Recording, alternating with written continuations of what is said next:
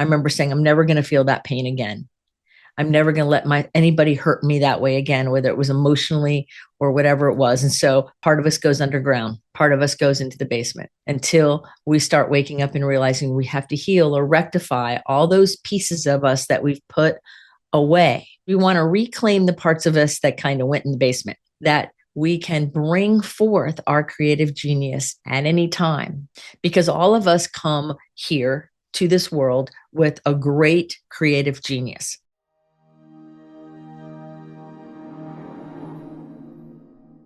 How to bring out your creative genius as a gifted adult.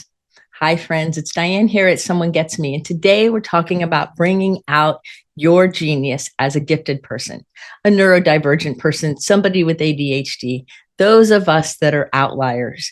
We all have a creative genius within us, just waiting to burst forth and emerge into our world. In fact, I just got off of a meeting with one of my clients that I'm working with, and I've been mentoring this young man now for about a year, and we have been working on all kinds of amazing things. And I have goosebumps telling you this story, that he opens the call with, I have figured out my genius. He has seen and can understand and feel who he is as a gifted adult with neurodivergence. He's amazing, and he always was masking or having a difficult time really knowing in his soul who he really is. And it's there, it's landed. He has landed with all the work he's done on himself, with the understanding that he has some special, unique ways of expressing his genius, and that he's happy to live in his genius. Now, he comes from gifted family, and all of them have amazing gifts and gifted qualities as neurodivergent people, but they're all different. And part of his issue was he was comparing himself to them and comparing himself to what others thought or what he thought others wanted. But now this young man has brought it all home and is in the process of integrating the power of his own creative genius. He's an amazing writer. He's a musician playing a couple different instruments. And he's a great orator. When he speaks and talks and asks questions, you want to listen to him because he's wise beyond his years. So this episode is to remind all of us that what this young man is living right now is something that we all either have lived or are living, or can realize that we can bring forth our creative genius at any time. Needs our permission. And we need to be able to say yes to who we are, to our vision, and to our calling. So the first thing I want to talk about here, there's a few things about how to do this, right? Is we want to reclaim the parts of us that kind of went in the basement. Now, we know that probably when you were younger, and I know this happened to me when I got really hurt, my feelings got really hurt. I remember saying, I'm never going to feel that pain again. I'm never going to let anybody hurt me that way again, whether it was emotionally or whatever it was. And so part of us goes underground, part of us goes into the basement. And so for most people, we do that over time until we start waking up and realizing we have to heal or rectify all those pieces of us that we've put away. Some people have left lots of different parts of their own being hidden for so long, or seemingly lost or fragmented. And so the first step to bringing your genius forward is to start to reclaim those parts of you. You can hear about it like when people talk about inner child work, or reclaiming your identity, or understanding who you are. And there's lots of different therapies and models to do that. And I do a lot of that deep work with my clients. And we want to understand that when you're a creative genius, sometimes just surviving childhood, no matter how great it was, can be tricky. Because when you're very sensitive and you have intensities and you see the world differently, then we don't fit in. Things can be very tricky sometimes, right? So it's not about blame, and this isn't about looking at, oh, this is wrong. It's about realizing that in order to survive when you're highly sensitive and you have intensities, then you might have put part of you underground. You kind of can tell when that's happened because you dim your light, you play small maybe, or you mask, you hide your expressions, or maybe you over adapt and become overly perfectionistic, or lose some of your natural originality and kind of try to play the the middle ground, if you will. And sometimes you can see the creative part of you trying to come out, trying to reemerge, and you kind of get restless or irritable. Sometimes I kind of feel a little bored, or you'll wake up in the middle of the night with an idea or an emotion, and you're wondering where it's coming from. Well, that's that inner part of you that's always been there trying to show back up. That's that part of you that you've buried trying to come back up. And so you can never lose who you are. You can never lose that creative genius. You might be out of touch with it. You might not know where to find it, but you can't lose it. So it tries to emerge in ways to get our attention.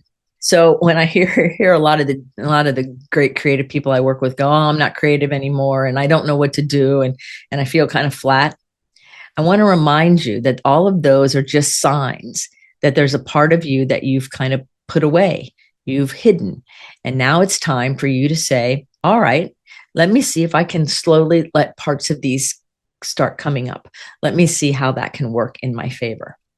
The second thing we want to understand is that your creativity as a gifted person operates differently than a lot of other people. You have intense sensitivities. There's depth, there's connection, there's nuance that is not understood by some of the common populace simply because you're divergent and different. You have to have challenges and novelty and freedom to do all the cool things that you want to do, right? And so it's so important. I think it's so important that we realize that our biology and our giftedness and the way our minds flow is not the common way most people do it. And so we might feel like outliers, and we might get made fun of. I've been laughed at, I don't even know how many millions of times. Like, you're weird, you're this. Well, no, I'm not weird. No, it is true that I have some gifts that other people can't understand. I didn't even understand them at first. So we want to understand within ourselves that there's that. That's mental understanding. But then we want to have that knowingness. We want to drop into our heart, into our soul, and know who we are. Know that our intense sensitivities bring us greatness. And that's where our creative genius is.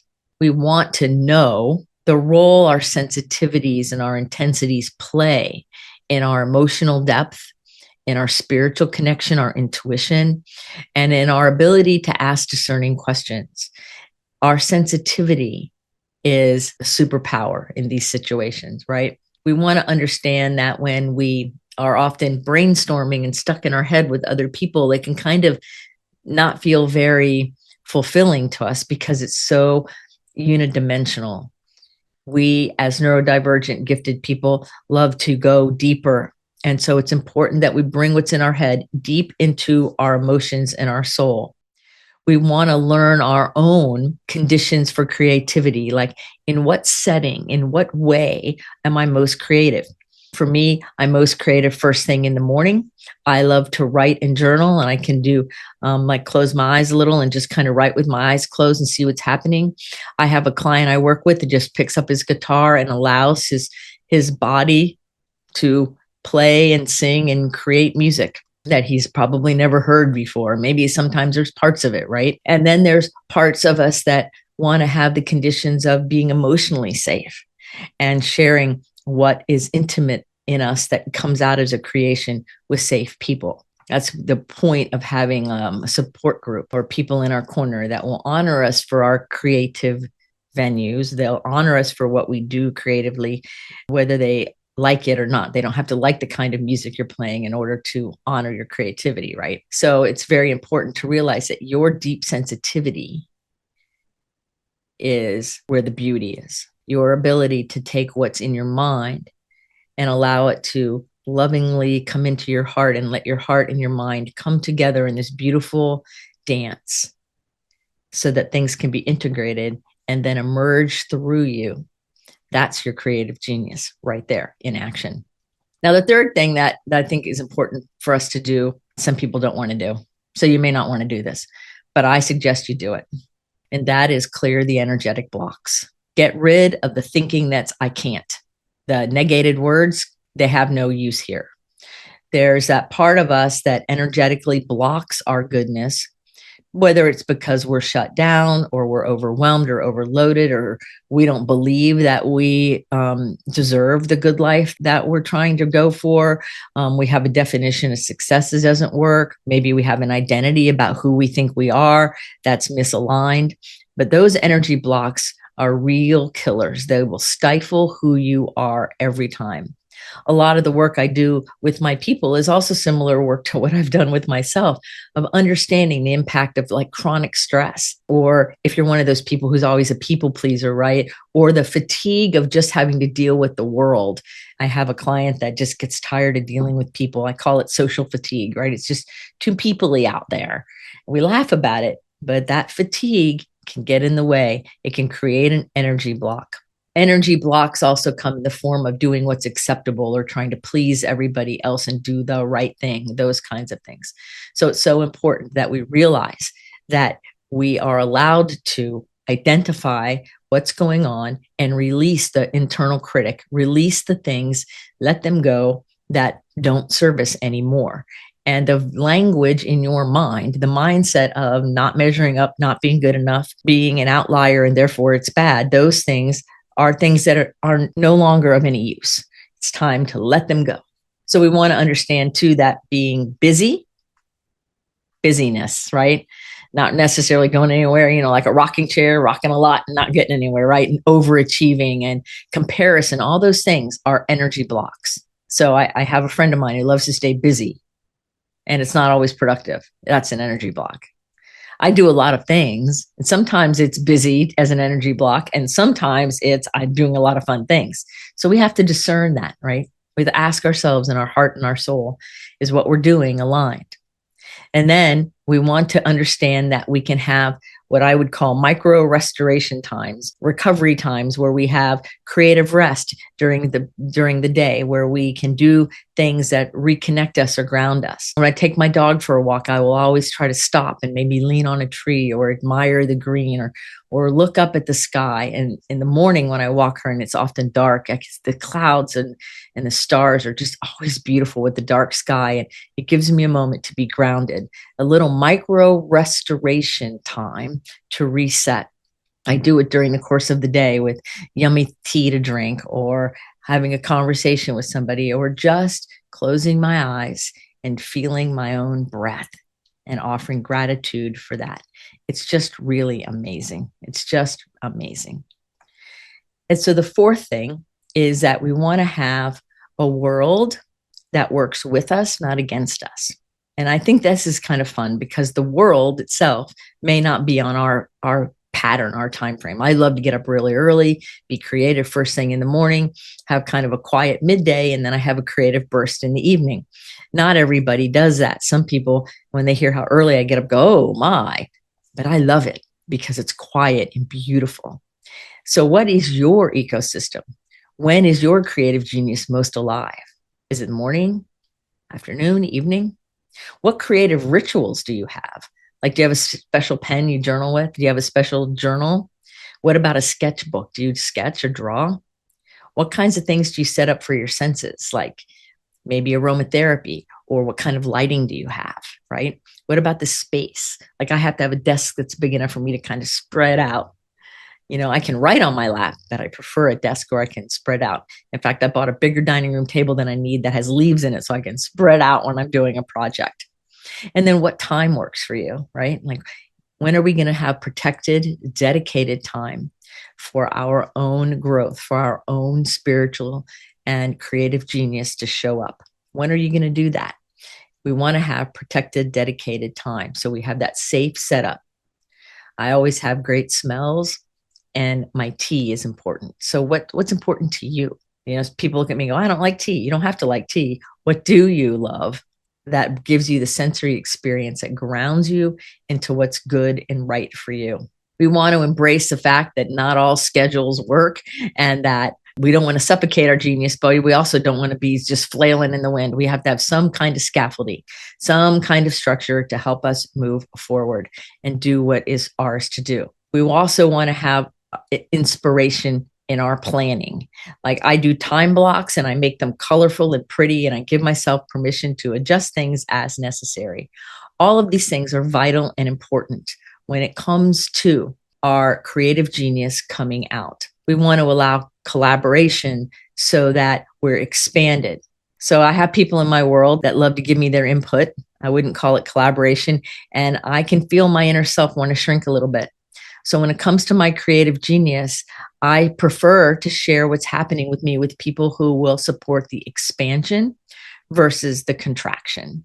So we want, most importantly, as we get ready to end this show, okay, we want to integrate. We want to integrate our creative genius, our way to express things, and how our creativity shows up in the world. Because all of us come here to this world with a great creative genius. You're not listening to my voice by accident. And I'm reminding you, I am sure, of your own genius. And I'm probably also reminding you of the places where you've kind of been taking it for granted or ignoring it. So now it's time to move from our imagination and bring things into form, into projects or writing or creating a leadership model or creating your legacy, paying attention to your legacy. It's also time to allow yourself to honor the cycles, planting in the spring, growing in the summer, reaping harvest in the fall, and resting in the winter. And it can be with the actual seasons, or it can be a seasonal based on your own projects. But it matters that we pay attention to the circular and organic nature of things. So I ask you, how does your creativity emerge through you in a soul-aligned way? How is your vision and your purpose part of your contribution to your life and this world? How is it? I know it's very exciting, right? So these are just some of the many things. I could go on and on and on. But the truth is, it's time for you to, when this show ends, to stop for a moment, take a few breaths, and allow yourself the time to look within at your own creative genius. Recall some of the things I said. Allow that imagination to start coming through and give yourself permission to put form to the brilliance that's within you. Because remember that shrinking or hiding that brilliance cheats you and it cheats everyone else. And I think it's time that we bring our brilliance forward. So as always, feel free to make a discovery call with me because I'd love to talk to people about these things, and I'm happy to do that with you. It's a complimentary 30 minutes with me. You can join me at the Different by Design retreat where we will dive into some of these other things, and always know that you are beautiful and you are lovable and you are capable, and I believe in you. So remember to keep your face to the sun so the shadows fall behind you because you're a rock star. You're here on purpose with a mighty purpose. So go out there and let your light shine. And remember, until the next episode of Someone Gets Me, this is Dianne saying, be well.